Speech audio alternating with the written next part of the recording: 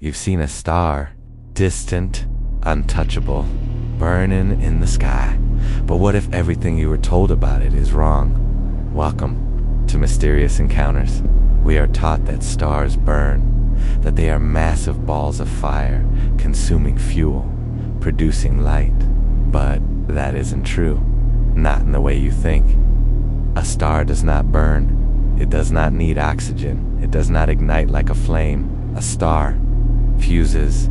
At its core, hydrogen atoms are crushed together under unimaginable pressure, forming new elements, releasing energy that travels across space and time. What you see in the night sky is not fire.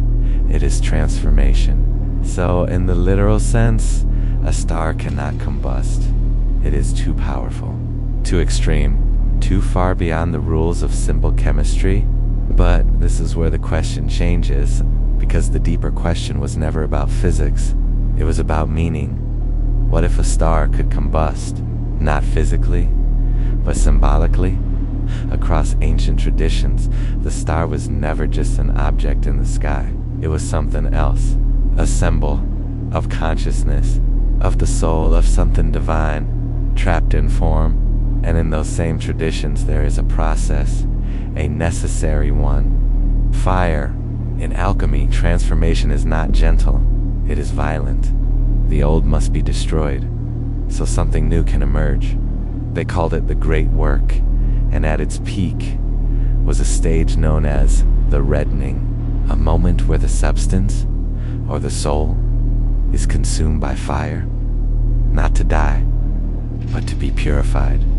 This is where the symbol of the phoenix emerges, a being that burns completely, only to rise again, stronger, clearer, transformed.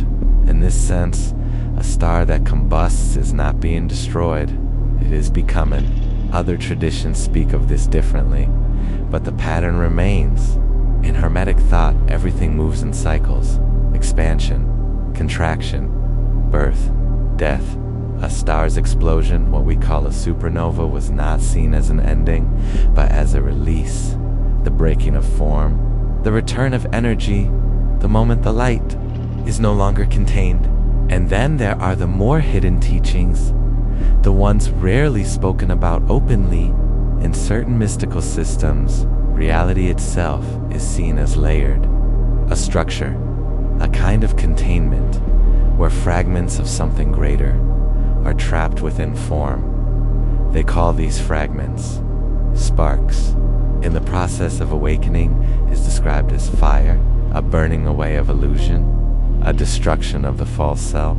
In that context, combustion is not failure, it is liberation. But this doesn't just exist in ancient texts or distant stars.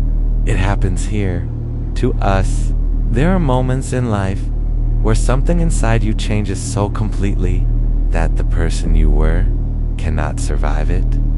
A truth is revealed, a pattern is seen, a realization too big to ignore. And in that moment, something burns.